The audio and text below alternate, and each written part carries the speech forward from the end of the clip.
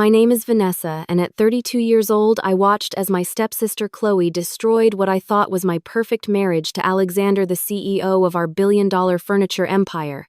After a year of divorce proceedings, we sat in the final settlement meeting when Chloe tossed $200 at me. "Book a cab to your parents' place." "Goodbye?" she sneered. That was when my lawyer burst out laughing. If you are watching this right now, I would love to know where you are from. Drop a like and subscribe if you have ever been underestimated, because what happened next changed everything. I grew up in a modest neighborhood in Boston with just my mom. She worked 2 jobs to keep a roof over our heads after my dad left when I was just 3 years old. We never had much, but Mom made sure I never felt like I was missing out. She sewed my clothes, helped with school projects, and taught me to appreciate what we had. Our tiny apartment became a canvas for my creativity. I would rearrange our sparse furniture and decorate with items I found at yard sales. Even as a child, I had an eye for design and making spaces feel like home. Everything changed when I turned 12. Mom met James, a widower with a 10-year-old daughter named Chloe. After a whirlwind romance, they married. And suddenly our family of 2 became 4. James had a comfortable 3-bedroom house in a nicer part of town, so we moved in with them. I was excited to have a sister, someone to share secrets with and stay up late talking. Chloe had different ideas. From the day we moved in, she made it clear she did not want to share her father or her home. The first night I found her going through my things, claiming she was just getting to know me better. But the next day, my favorite bracelet, a gift from my grandmother, mysteriously disappeared. When I confronted her, she denied taking it, and James suggested I must have lost it during the move. That became a pattern. Chloe would take my things, deny it, and somehow make me look like the problem. When I got a new sweater for my birthday, Chloe would suddenly need to borrow it for a special occasion. It would return with a stain or tear. My homework would go missing the night before it was due. Friends who came to visit me would leave as her friends instead. Mom tried to mediate, but she was so grateful to James for giving us stability that she often encouraged me to try harder with Chloe. She lost her mother, Mom would remind me. She needs extra understanding. So I gave in time after time, hoping eventually Chloe would see me as family. High school brought temporary relief. I threw myself into academics and extracurricular activities, staying away from home as much as possible.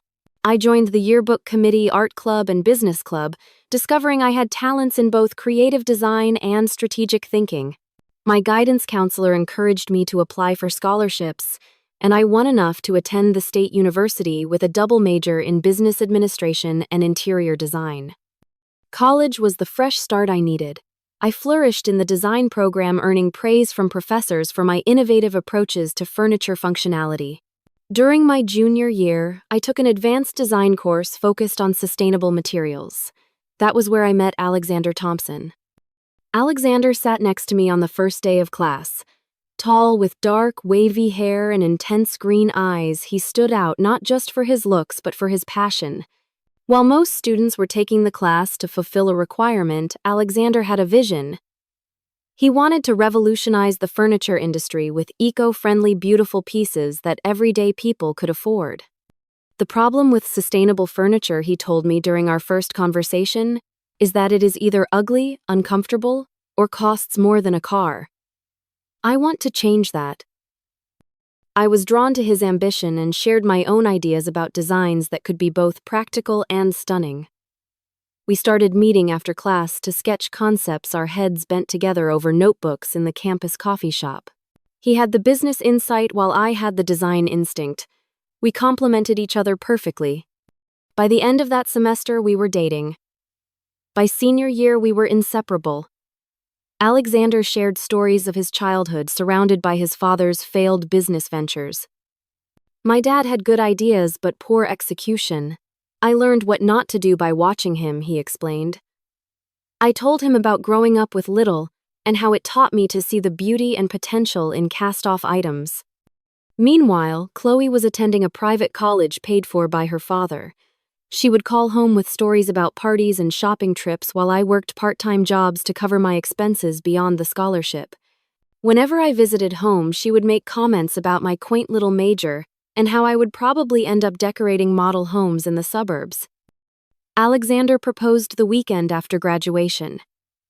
We were hiking in the mountains, and at the summit he pulled out a small wooden box he had carved himself. Inside was a simple but elegant ring.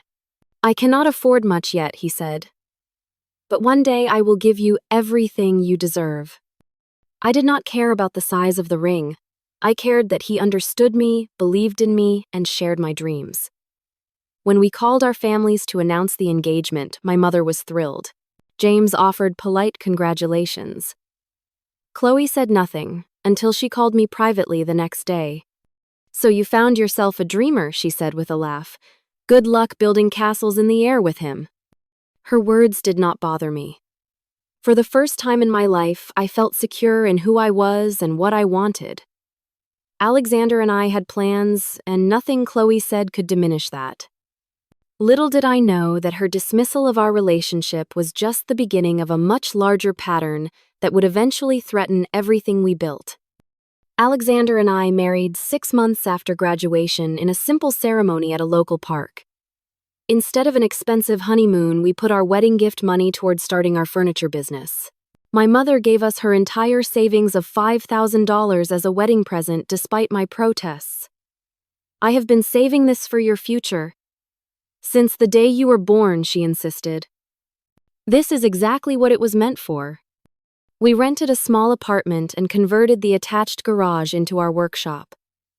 During the day, I worked at a local design firm while Alexander took a sales job at a furniture store to learn the industry from the inside. Evenings and weekends were dedicated to our dream. I would sketch designs while Alexander researched sustainable materials and built relationships with potential suppliers. Our first pieces were created from reclaimed wood we salvaged from construction sites. Alexander would negotiate with contractors to take discarded materials, and we would transform them into coffee tables, bookshelves, and dining chairs. I developed a signature style that combined rustic elements with clean modern lines. Each piece told a story through its materials while remaining functional and timeless. We faced countless setbacks. Our first delivery truck, a used panel van Alexander bought for $800, broke down on the way to our first client. We spent $3,000 we could not afford on a specialized woodworking tool that turned out to be defective. A batch of eco-friendly finish ruined an entire collection when it failed to dry properly. After each disappointment, we would sit on our apartment floor, surrounded by sketches and samples, and remind each other why we started this journey. "We are not just making furniture," Alexander would say. "We are creating homes. Places where families will gather, children will grow, and memories will be made." 18 months into our venture, I created a modular shelving system that changed everything. The design allowed customers to customize their storage solutions without specialized tools. The pieces could be arranged in countless configurations and expanded over time as needs changed. I used a combination of reclaimed wood and sustainable bamboo, with hidden joinery that made the pieces look like they were floating on the wall. Alexander took photos of my prototype and created a simple website showcasing the design. The morning after the site went live, we woke to find hundreds of emails in our inbox. A popular design blogger had shared our shelving system, calling it the perfect marriage of sustainability, functionality, and beauty. Within weeks, we had more orders than we could fulfill from our garage. Alexander negotiated with a local woodworking shop to use their facilities during off hours. I quit my day job to focus on our company full-time. We hired 2 part-time assistants, both recent graduates from my design program who believed in our mission. As demand grew, Alexander focused on the business operations while I continued refining our designs and developing new pieces. We made a conscious decision for Alexander to be the face of the company. He had the charisma and business vocabulary to impress investors and clients. I preferred working behind the scenes, creating the products that were becoming our signature. Thompson Design House expanded from shelving to full furniture collections. We moved operations to a small warehouse, and hired our first full-time employees. Alexander secured a meeting with a national home goods retailer who wanted to feature our coffee tables in their stores. The initial order was large enough for us to invest in better equipment and a larger production space. Through it all, Alexander and I remained equal partners. Though he held the title of CEO for public purposes, we made every significant decision together. Late nights in our office, we would discuss strategy over takeout food, debating the merits of rapid expansion versus controlled growth. We agreed that maintaining quality and our sustainable ethos was non-negotiable, even if it meant growing more slowly. What few people knew, including our families, was that our legal structure reflected this partnership. On the advice of our business attorney, we had set up the company with a complex ownership arrangement. While Alexander was the public CEO, I actually held 51% of the voting shares. This was partly a protective measure in case one of us became incapacitated, but also acknowledged my role as the creative engine of our success. Alexander had insisted on this structure, saying, "Your designs are what make us special." This protects both of us and the integrity of what we are building. By our 5th anniversary, Thompson Design House had grown to a $30 million company with 60 employees. We had expanded to 3 product lines sold in stores nationwide. Our little garage operation now occupied a renovated former textile mill where we combined manufacturing with elegant showrooms.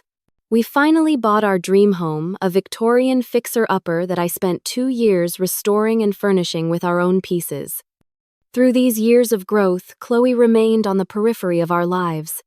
She would appear at family holidays, always with a new boyfriend and stories of her glamorous life in New York, working in fashion, public relations. She would make comments about how lucky I was that Alexander had turned my little hobby into a real business. I would smile and change the subject, not bothering to correct her assumption that Alexander was the driving force behind our success. What I failed to notice was how her interest shifted as our company grew more prominent. Her dismissive comments about our quaint little business gave way to curious questions about our revenue and expansion plans. When Alexander was featured in a business magazine as a rising star entrepreneur, Chloe called to congratulate him, directly bypassing me entirely. These were warning signs I should have heeded, but I was too consumed with our growing business and too accustomed to Chloe's behavior to recognize the danger approaching. 7 years into building our company and our marriage, Chloe re-entered our lives in a way I never anticipated. She called me in tears one February evening. Her voice cracked as she explained that her boyfriend of 3 years had been cheating on her with his assistant. She had quit her job in a dramatic confrontation at the office and now had nowhere to go. "The lease on my apartment is up next month anyway," she sobbed. "I just cannot face staying in the city right now. Could I stay with you guys for a few weeks until I figure things out?" Despite our history, my heart went out to her. I knew the pain of betrayal from childhood abandonments, though not from a romantic partner. Alexander was hesitant when I suggested offering Chloe our guest house, a converted carriage house behind our main home.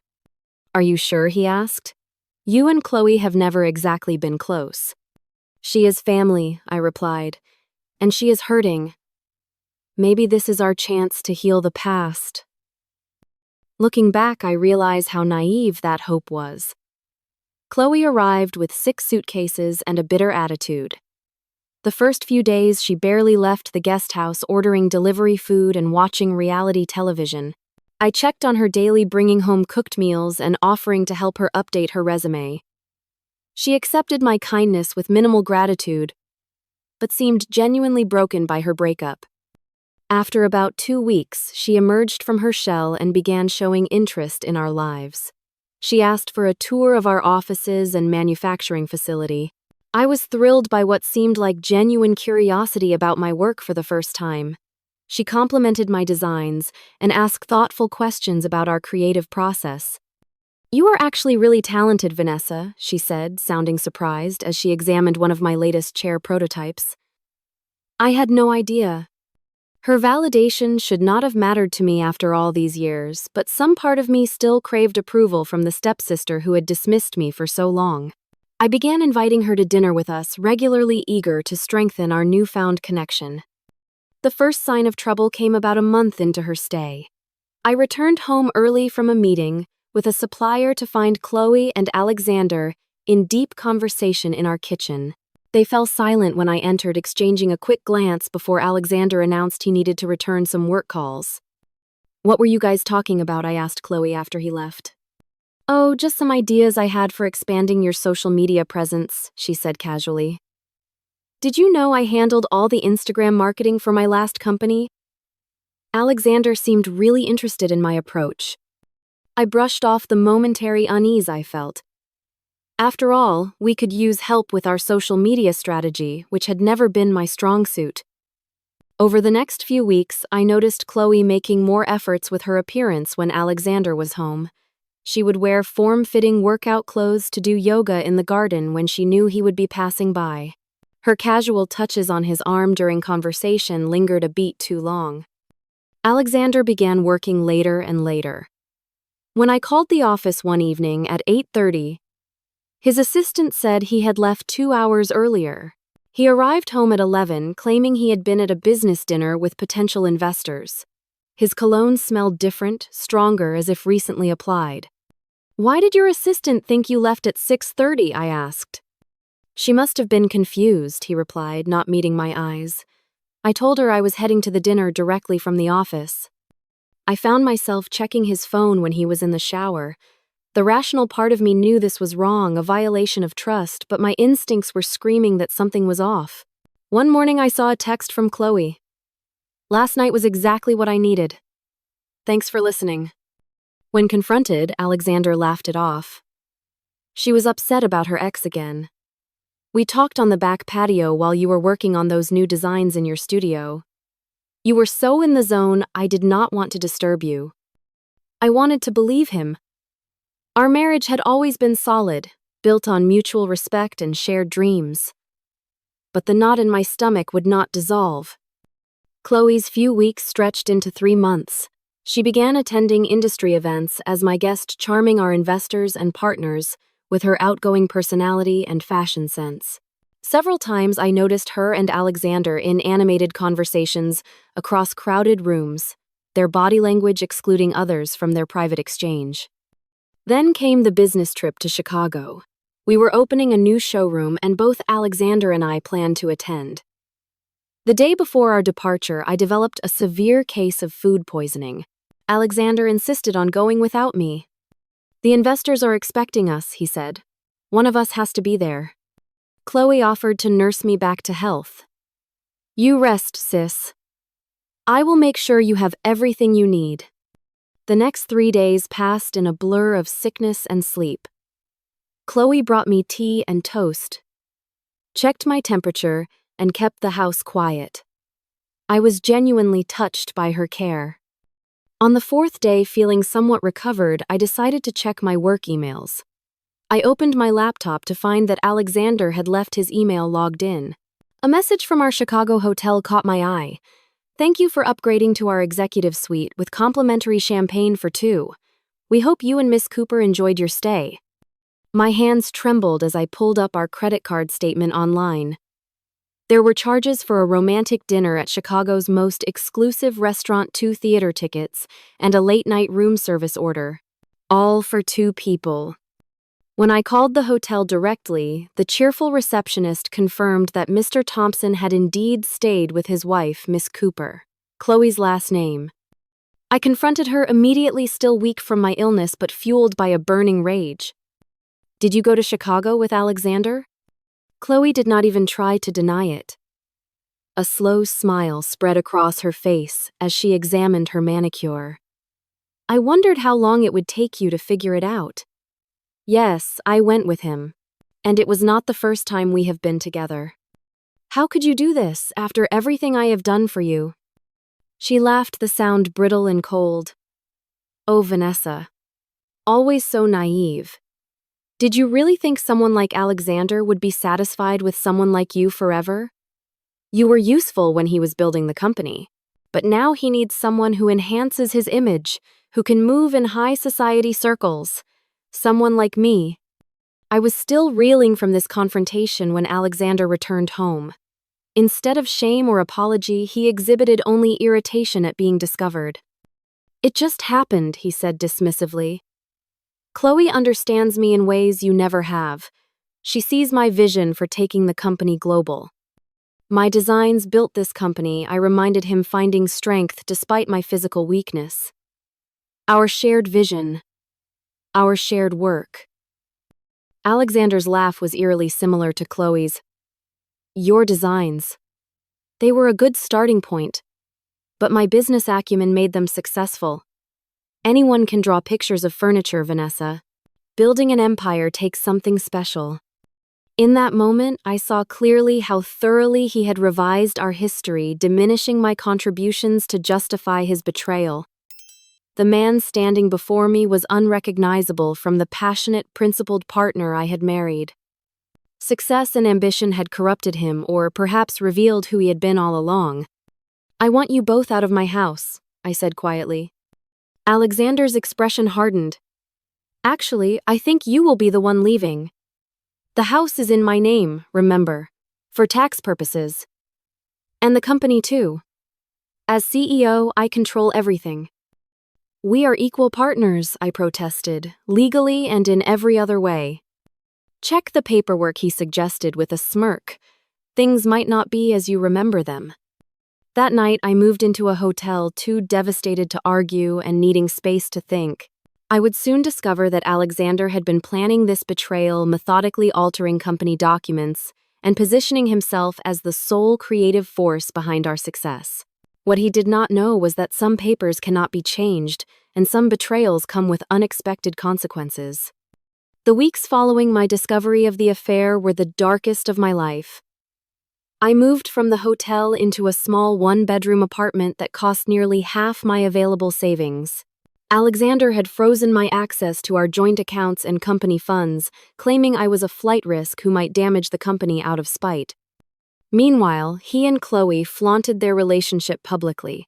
They attended industry galas together, gave joint interviews about the exciting new direction of Thompson Design House, and moved my personal belongings to storage without my consent. Chloe began redecorating our home, replacing the furniture I had designed with gaudy, expensive pieces from our competitors. My first lawyer, a family friend who specialized in real estate law, was quickly outmatched by Alexander's aggressive legal team. They presented documentation showing that I had signed over my creative rights to the company years ago and that Alexander held sole ownership. When I insisted these documents were forgeries or that I had signed them under false pretenses, the lawyer gently suggested I might be misremembering due to emotional trauma. Depression enveloped me like a thick fog. I stopped eating regularly and spent days in bed replaying our relationship in my mind, questioning every memory. Had Alexander been using me all along? Was our entire marriage a business arrangement in his eyes? The betrayal by both my husband and stepsister reopened childhood wounds of abandonment and rejection. My mother called daily offering to let me move back home, but I could not bear the thought of returning to my parents' house in defeat. James, my stepfather, made matters worse by suggesting that perhaps I had neglected Alexander by focusing too much on work, creating an opening for Chloe's advances. His defense of his daughter was yet another betrayal. 6 weeks into this downward spiral, my former assistant from Thompson Design House, Zoe, reached out. She had quit shortly after my departure, unable to stomach the hostile takeover of the company culture. "You need to fight back," she urged over coffee in my sparse apartment. "Alexander is running the company into the ground. He is cutting corners on materials, outsourcing production to factories with questionable labor practices, and alienating the artisans who made your designs special. Everything you built is being dismantled." Her words pierced through my fog of self-pity. This was not just about my marriage or personal humiliation. It was about the company we had built, the employees who believed in our mission, and the principles I had fought to uphold. "But what can I do?" I asked. "He has all the power and resources." "Not necessarily," Zoe replied, a hint of mystery in her voice. "You need a better lawyer. Someone who specializes in both divorce and corporate law. I might know someone." That someone was Patricia Winters, a formidable attorney in her mid-40s with a reputation for handling complex, high-asset divorces with business entanglements. Her consultation fee alone was $800, nearly emptying my checking account, but The moment she reviewed my case, I knew she was worth every penny.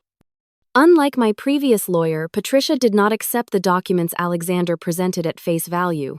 She dispatched her team to search public records, examine the original incorporation papers, and trace every legal filing in our company's history. "Something does not add up," she said during our second meeting. "The ownership structure changed 3 times in the past 2 years, each time reducing your stake. But the signatures on these amendments do not quite match your earlier signatures. And there is another issue. Do you remember the original operating agreement you both signed when forming the company?" I strained to recall the details from 8 years ago. Vaguely. Alexander handled most of the legal paperwork. I focused on design and production. But I know we set it up as equal partners. Patricia slid a document across the table. More than equal. According to the original filing, which cannot be altered without signatures from both parties and witnesses, you hold 51% of the voting shares. Alexander holds 49%. I stared at her in disbelief. That cannot be right. Alexander would never have agreed to give me controlling interest. "Actually, it was his idea," Patricia said, showing me a note in Alexander's handwriting attached to the original document. His comment here states that since your designs were the cornerstone of the business, you should have final say in any dispute to protect the creative integrity of the company. The memory flooded back. We had been sitting with our first lawyer, a kind older gentleman who had warned us about business partnerships dissolving under pressure. Alexander had insisted on giving me the slight majority share, saying it would ensure our company never strayed from its founding principles even if we disagreed on strategy. Alexander must have forgotten about this arrangement, I whispered, or assumed he had changed it along with the other documents. "This is our leverage," Patricia explained.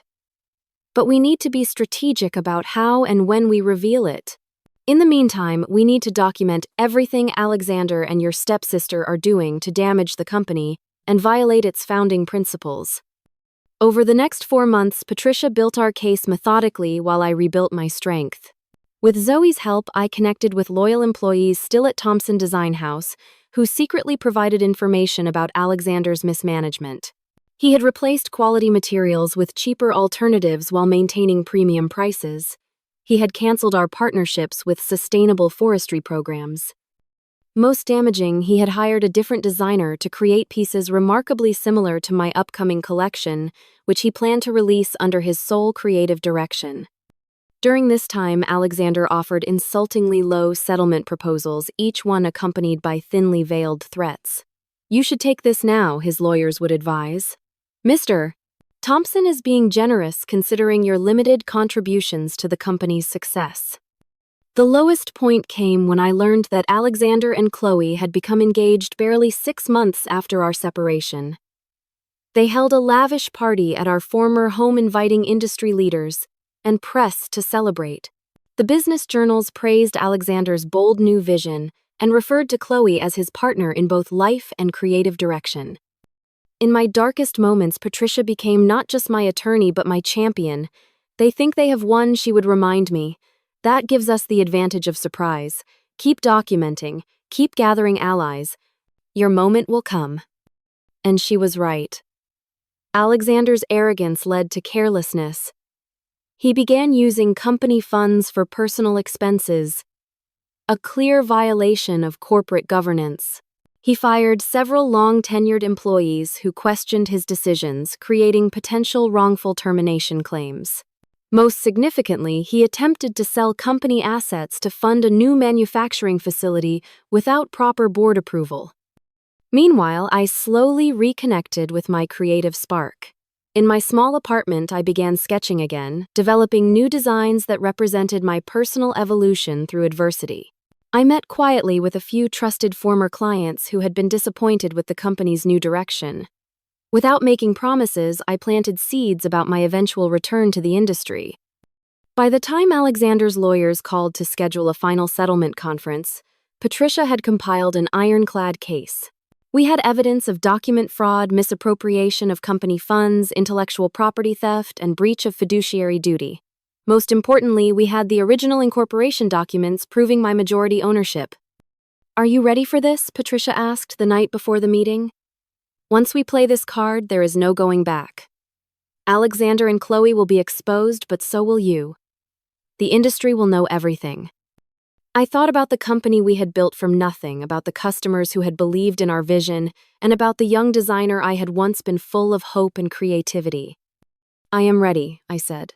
"Not for revenge, but for restoration." The stage was set for a confrontation that would determine not just the financial terms of our divorce, but the very soul of the company we had created together. With Patricia's guidance, I began methodically rebuilding both my confidence and my position. The first step was securing my financial independence. I took a consulting job with a small sustainable architecture firm advising on interior elements and furniture selection. The work was far below my capabilities, but it provided steady income and reconnected me with my design roots without the pressure of running a company. On Patricia's advice, I maintained a low profile publicly. When industry acquaintances asked about the divorce, I offered minimal comments about irreconcilable differences and wishing Alexander continued success. This restraint confused Alexander, who had expected public accusations and emotional outbursts he could use to paint me as unstable. "He is waiting for you to implode," Patricia observed after one particularly provocative interview, where Alexander claimed I had struggled with the pressures of growth and needed to step away for personal reasons. "Every day you remain calm and professional frustrates him more."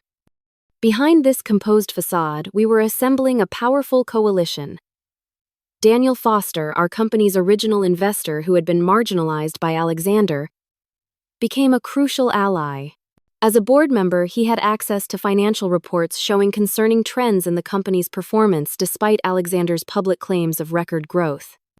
"The numbers do not lie," Daniel told me during a discreet meeting at Patricia's office. "Customer returns are up 40%. Repeat business is down. The core clientele who appreciated the sustainable materials and craftsmanship are abandoning the brand." One by one, I reconnected with key people from the company's history. Our first production manager, now running his own woodworking studio. The sustainable materials supplier who had been replaced by cheaper alternatives. The marketing director who had resigned rather than promote what she considered false claims about the company's environmental practices. Each conversation strengthened my resolve and contributed pieces to our strategy. These loyal former team members agreed to provide statements about the company's founding principles and my role in establishing its creative direction.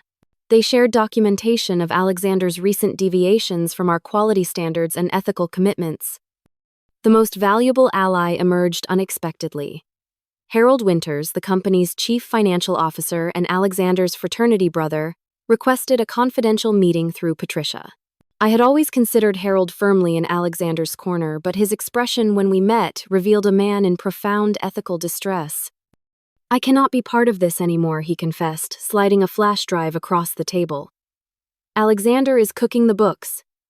He is inflating sales figures, hiding expenses, and misleading investors. I have tried to counsel him, but Chloe encourages his worst instincts. She wants the celebrity lifestyle without understanding the business fundamentals." The flash drive contained meticulously organized financial records, showing discrepancies between public statements and actual performance. Most damning were emails in which Alexander directed Harold to get creative with quarterly reports to impress potential investors for a planned expansion. "Why are you doing this?" I asked him. "You and Alexander have been friends for 20 years. Harold's expression was pained. "Because the Alexander I knew would never have done any of this. Success and your stepsister have changed him. The company we built deserves better." His use of "we" was not lost on me. Despite his friendship with Alexander, Harold recognized that Thompson Design House had been a collective achievement, not a one-man show. With mounting evidence of mismanagement, Patricia suggested a bold step: private meetings with the company's major investors. This was legally permissible given my majority shareholder status, though Alexander remained unaware of this fact. Under strict confidentiality agreements, we shared our concerns about the company's direction and hinted at the coming leadership transition. "We are not asking you to take sides," Patricia told them smoothly, "merely to be prepared for some organizational changes that will protect your investments and restore the company's founding principles." Most investors responded with cautious support, having noticed the declining quality and confused brand messaging themselves. Two even expressed relief that intervention was coming, before the company's reputation was irreparably damaged.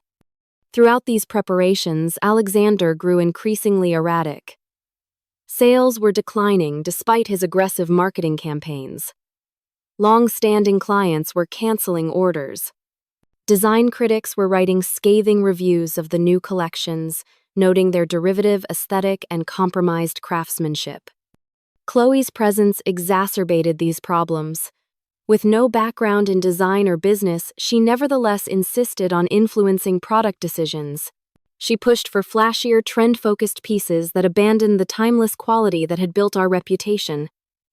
Her extravagant spending as the future Mrs. CEO became gossip within the industry, with stories of $5,000 dinner parties and $10,000 shopping sprees charged to company accounts. Alexander seemed to sense threats gathering but could not identify their source. He increased security at company headquarters, implemented stricter confidentiality policies, and became paranoid about corporate espionage. In one bizarre move, he hired a private investigator to follow me, apparently believing I was starting a competing company.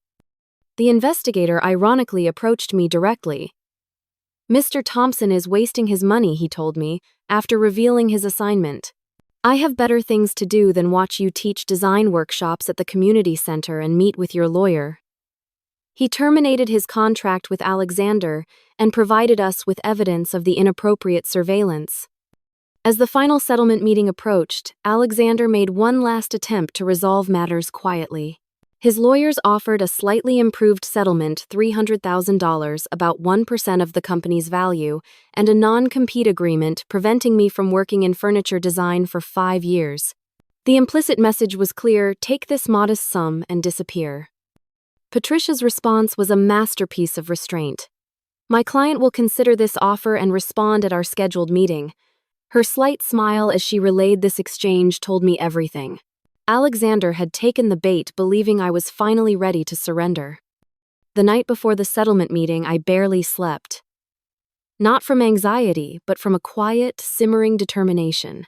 I reviewed our evidence one final time, mentally rehearsed Patricia's carefully planned strategy, and selected my outfit with purpose: a perfectly tailored navy suit, made by a sustainable clothing company, paired with the first piece of jewelry I had ever designed, a pendant representing growth and resilience. As dawn broke, I stood at my apartment window looking out at the city awakening. Everything I had built was on the line. But unlike the beginning of this ordeal, I no longer feared the outcome. Whatever happened in that conference room, I had already reclaimed my most valuable asset: belief in myself and my vision. "They think tomorrow is an ending," I whispered to my reflection. "But it is actually a beginning." The law offices of Caldwell and Associates occupied the 35th floor of a sleek downtown high-rise. Floor-to-ceiling windows offered panoramic views of the city, where Alexander and I had built our dream from nothing. As the elevator ascended, I felt a strange calm. My hands were steady, my mind clear. Patricia stood beside me, her leather portfolio containing the documents that would change everything. "Remember," she murmured, "let them show their hand completely before we reveal ours. The more they commit to their narrative, the more powerful our evidence becomes." The conference room was designed to intimidate with its massive mahogany table and imposing leather chairs. Alexander sat at the far end with his attorney Roland Pierce, a shark-like litigator known for aggressive tactics. But the surprise was Chloe's presence. As my stepsister, she had no legal standing in these proceedings. "Miss Cooper is here as Mr. Thompson's fiancé and creative partner," Roland explained with practiced smoothness. "Given her future role in the company, Mr. Thompson feels her input is valuable." Patricia's expression remained neutral. "How thoughtful. Shall we begin?" Roland launched into a rehearsed speech about Alexander's generous settlement offer, describing it as more than fair given the circumstances. He laid out documents showing Alexander as the company's founder creative force and sole legal owner. According to these papers, my role had been primarily administrative with some input on aesthetic decisions. I watched Alexander during this presentation. He maintained a practiced expression of regretful magnanimity, occasionally nodding at key points. Chloe was less disciplined, a smirk playing at the corners of her mouth as Roland diminished my contributions year by year. In summary, Roland concluded, Mr. Thompson is prepared to offer $300,000 as a final settlement with the understanding that Miss Blake will sign a comprehensive non-disclosure agreement and a 5-year non-compete clause.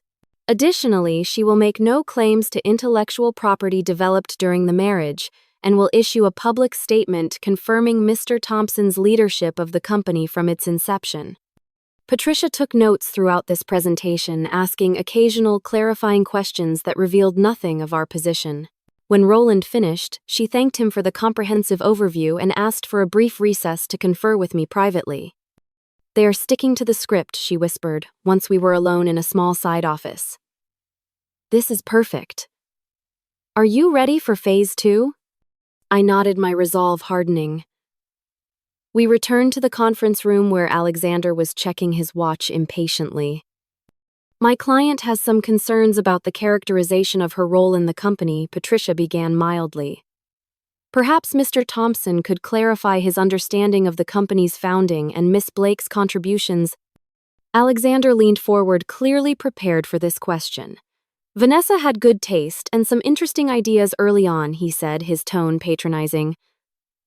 I have always acknowledged that. But translating concepts into a viable business requires vision, leadership, and risk-taking. The company succeeded because I built the systems, secured the investments, and made the hard decisions. Ideas without execution are worthless. And the original designs, the sustainable manufacturing processes, the relationships with artisan suppliers, Patricia prompted. Alexander waved his hand dismissively. Initial concepts that evolved significantly under my direction. The company outgrew its garage workshop phase years ago. Today's Thompson Design House bears little resemblance to those early experiments. I see, Patricia said.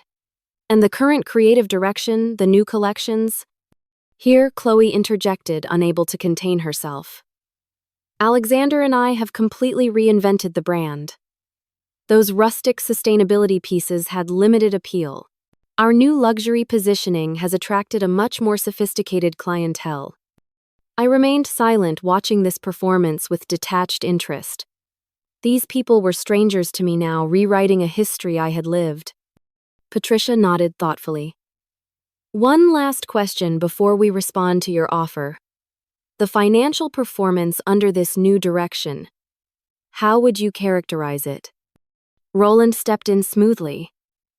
The company is experiencing the expected adjustment period during its repositioning. The long-term projections are extremely positive. Projections, Patricia repeated, not current results. Enough questions, Alexander cut in. We are here to finalize a settlement, not review business strategy. Does your client accept our offer or not? Patricia closed her notepad. Before we respond, I believe Miss Cooper had something she wanted to give my client. All eyes turned to Chloe, who appeared momentarily confused before remembering her planned gesture. She reached into her designer handbag and withdrew 2 $100 bills, sliding them across the polished table toward me. For your cab fare, she said with a cold smile. Book a cab to your parents' place. Goodbye, Vanessa. No hard feelings, right? Business is business. The room fell silent. The deliberate humiliation hung in the air, so nakedly cruel that even Roland looked uncomfortable. Alexander studied his watch, neither endorsing nor stopping his fiancée's behavior. I reached for the bills, my fingers hovering over them for a moment. Then I looked up at Patricia and nodded slightly. Patricia's laugh broke the tension, a genuine sound of amusement that startled everyone. She opened her portfolio and began distributing documents to Alexander's team. "What is this?" Roland demanded, scanning the first page. "The original incorporation documents for Thompson Design House," Patricia replied calmly. "You will note on page 3 the ownership structure, clearly establishing my client as the majority shareholder, with 51% controlling interest. This document was properly filed with the state and has never been legally amended, despite the altered copies you have been working from." Alexander snatched the papers from Roland, his face flushing as he read. "This is a forgery. I would never have agreed to this arrangement." Patricia slid another document across the table. "Your handwritten note on the original filing, Mr. Thompson. Quote, Vanessa's designs are the heart of our company. This structure ensures our founding vision remains protected." End quote. "Our handwriting expert has verified its authenticity, as has the notary who witnessed the original signing." Roland was already flipping through the document, his expression darkening. "This should have been disclosed during discovery." "It was included in the original corporate records you requested," Patricia replied. "Not our fault if you relied on the altered versions Mr. Thompson provided, rather than verifying with state records." Chloe looked bewildered. "What does this mean, Alexander? What is she talking about?" Alexander ignored her, his eyes locked with mine for the first time. "Even if this were valid, which I do not concede, it changes nothing. I am still CEO. The board supports me." About that, Patricia continued distributing another set of documents. "These are statements from 4 of your 7 board members expressing concerns about recent management decisions, particularly those involving financial reporting, irregularities, quality control issues, and unauthorized use of company funds. For personal expenses." She passed copies of emails, financial records, and photos documenting Alexander and Chloe's extravagant lifestyle, funded by company accounts. "My client has been quite thorough in documenting the numerous breaches of fiduciary duty committed over the past 8 months." The color drained from Alexander's face as he recognized Harold's detailed financial analyses among the evidence. "Harold gave you these. That is a violation of his employment contract." Actually, as an officer of a company reporting to the majority shareholder, he was fulfilling his legal obligation, Patricia corrected. "Which brings us to our counteroffer." She outlined terms that made Roland physically recoil. Alexander would resign as CEO immediately. The board would appoint me as interim CEO while a proper search was conducted for which I would be a candidate. Alexander would retain 20% non-voting shares but have no operational role. The company would return to its original sustainable design principles and ethical manufacturing standards. "This is absurd," Alexander sputtered. "I built this company." "No," I said, breaking my silence at last. "We built it together. Then you tried to steal it. There is a difference." Chloe finally grasped what was happening. "You cannot do this to us. Do you know who I am, who we are in this industry?" Patricia regarded her with clinical detachment. "Miss Cooper, you have no standing in these proceedings. However, we have documented $62,000 in personal expenses you charged to company accounts without authorization. My client is prepared to address that matter separately, unless a prompt repayment plan is established." Chloe turned to Alexander, expecting him to defend her, but he was engrossed in whispered conversation with Roland. The lawyer's grave expression told the whole story. Their position was crumbling. After 20 tense minutes of legal consultation, Roland requested a 24-hour recess to consider our terms. Patricia agreed but added one stipulation. An immediate board meeting would be called to disclose the ownership revelation and suspend any major company decisions pending resolution. As we prepared to leave, I paused at the door and turned back. "Keep the cab fare, Chloe. I drove myself today, and I will be driving myself from now on." In the elevator descending to the lobby, Patricia finally allowed herself a satisfied smile. "That went even better than expected. Did you see Roland's face when he verified the incorporation documents?" "What happens now?" I asked, still processing the dramatic shift in power. "Now Alexander scrambles to salvage what he can. He will likely accept our terms with minor modifications to save face. By this time next week, you will be back in your rightful position." As we stepped out into the bright afternoon sunlight, I felt the weight of months of anxiety and betrayal begin to lift. The company would survive. My designs would continue. And most importantly, I had reclaimed my voice and my value. "You know what the strangest part is?" I told Patricia as we walked to our cars. "I should hate them both, but mostly I feel sorry for them. They thought they were stealing a furniture company, but they did not understand what actually made it valuable." Patricia nodded thoughtfully. "That is often the case with theft. People take the object but miss the essence." As predicted, Alexander's team contacted us the following morning to accept our terms with only minor adjustments to the financial transition plan.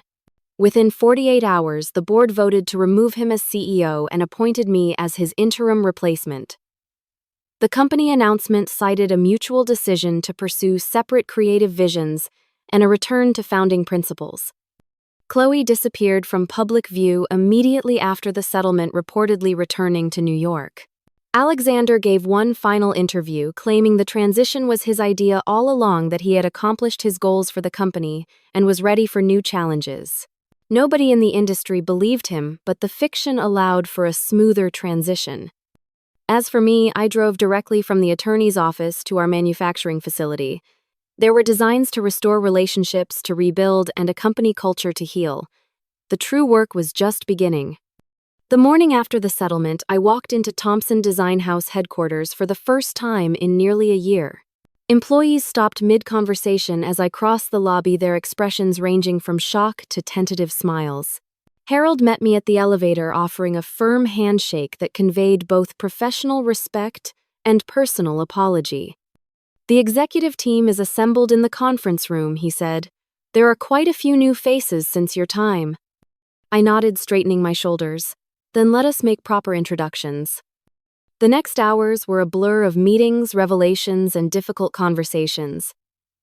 Some of Alexander's hires were clearly uncomfortable with the sudden leadership change. Others seemed relieved. I made no sweeping declarations or dramatic firings. Instead, I listened, asked questions, and took careful notes on how the company culture had transformed in my absence. The changes were substantial.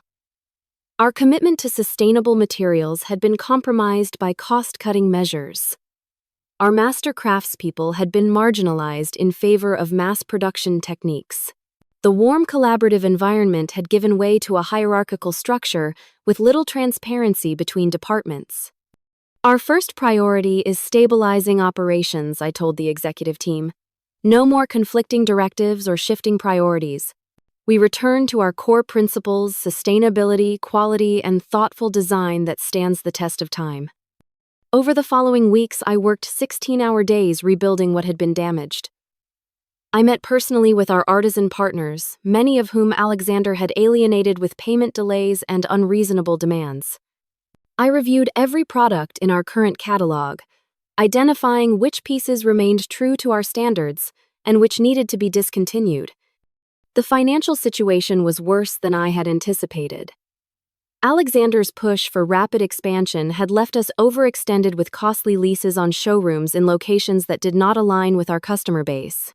His luxury repositioning had alienated our core customers while failing to attract enough new ones to compensate. With Harold's help, I developed a recovery plan focusing on our strengths. We would scale back to our most successful product lines, reinvest in quality materials, and rebuild relationships with the sustainable suppliers who had been with us from the beginning. Marketing would highlight the craftsmanship and environmental benefits that had always differentiated our brand. The board approved my plan with cautious optimism. 2 members resigned, having been Alexander's personal friends more than true believers in the company mission. I replaced them with industry veterans who understood the value of ethical business practices and long-term thinking. 3 months into this rebuilding process, I received an unexpected visitor. Lisa Fairchild, the design journalist who had first featured our shelving system years ago, requested an interview about the company's return to roots. Her recent articles had critically questioned the changes under Alexander's leadership, noting the declining quality and confused brand identity. "Be honest with me," she said once we were seated in my office. How bad was it behind the scenes? I considered my response carefully. The industry was full of rumors about the dramatic settlement and leadership change. I could easily paint Alexander and Chloe as villains confirming the most salacious speculations. Instead, I chose a different path. Every company faces growing pains and occasional detours from its core mission, I replied. We explored a different direction that ultimately did not align with our founding principles. Now we are recommitting to what made Thompson Design House special from the beginning: sustainable materials, thoughtful design, and furniture built to become heirlooms rather than disposable goods. Lisa seemed disappointed by my diplomatic answer but respected it. Her resulting article focused on the company's renewed dedication to craftsmanship rather than the personal drama behind the transition. This set the tone for our public narrative moving forward, looking ahead rather than dwelling on past conflicts. 6 months after reclaiming my position, we launched a new collection I had designed during my exile. The pieces combined the warmth of natural materials with clean, timeless lines that could adapt to changing tastes. Each item included elements that could be repaired or replaced over time, reducing waste and extending the furniture's lifespan. The collection was a critical and commercial success, selling out its initial production run in 2 weeks. Design blogs praised its thoughtful functionality and returned to authentic craft values. More importantly, it brought back customers who had drifted away during Alexander's tenure, relieved to see the company returning to its roots. As the company stabilized, I gradually reduced my hours from the initial emergency pace to a more sustainable schedule. This allowed me to finally process the emotional aftermath of the betrayal and divorce.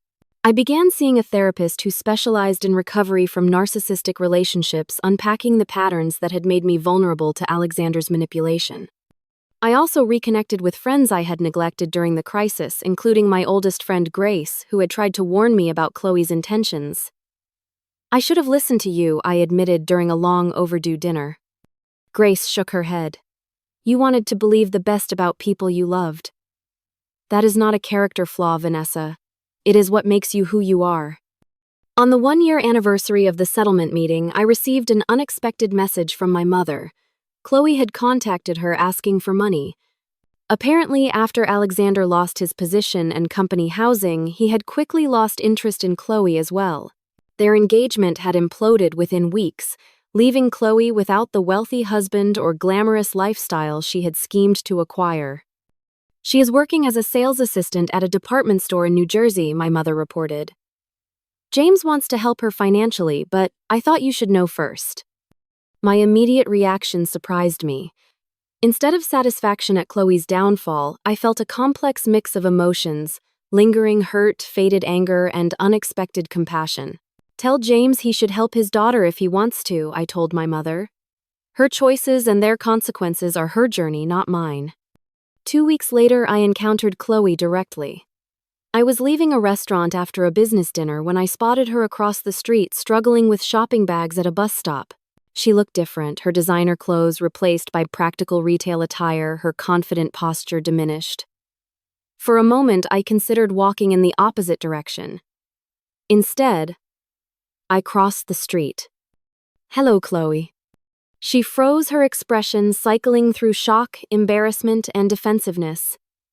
Come to gloat, she asked, chin raised in defiance despite her circumstances. Actually, I was going to offer you a ride, I replied. It is starting to rain. The unexpected kindness seemed to deflate her. Why would you help me after what I did? I considered the question seriously. Because holding on to anger takes energy, I would rather invest elsewhere. And because, despite everything, we were family once. The ride to her small apartment was mostly silent. As she gathered her bags to exit the car, she hesitated. For what it is worth, I am sorry. Not that you would believe me. Maybe, maybe not, I answered truthfully. But I hope you find what you are actually looking for, Chloe. The things you took from me never seemed to make you happy. I drove away without looking back, feeling a lightness I had not expected. The encounter brought closure to a chapter that had been left unfinished in the legal proceedings. Today, Thompson Design House is thriving again. We are smaller than during Alexander's expansion, but more profitable and true to our founding vision. I legally changed the company name to Blake Designs, removing the last vestige of my connection to Alexander. Our workshops now include training programs for young craftspeople, ensuring traditional woodworking skills continue into the next generation. As for me, I have found my voice again, both as a designer and as a woman. The betrayal that once defined my days has faded into a valuable lesson about self-worth and resilience. I learned that my value was never dependent on Alexander's validation or Chloe's approval. It existed in my creativity, my integrity, and my capacity to rebuild from ruins. The most important discovery was learning to trust myself again. To recognize that the red flags I ignored were actually my intuition trying to protect me. Now I listen to that inner voice first, before any external opinions. Sometimes I think about the young couple who started a furniture business in a garage full of dreams and mutual respect. That story had a different ending than I expected, but perhaps a more meaningful one. Instead of sharing success with a partner who valued me, I had to lose everything to discover I was enough on my own. If you have ever been betrayed by someone you trusted or had something precious stolen from, you know that the greatest victory is not in revenge but in rebuilding. The real CEO of your life has always been you. I would love to hear in the comments if you have ever had to start over after a betrayal and what helped you find your strength again. Please like and subscribe if this story resonated with you and share it with someone who might need to be reminded of their own power. Thank you for listening to my journey, and remember, sometimes losing what you thought you wanted opens the door to what you truly deserve.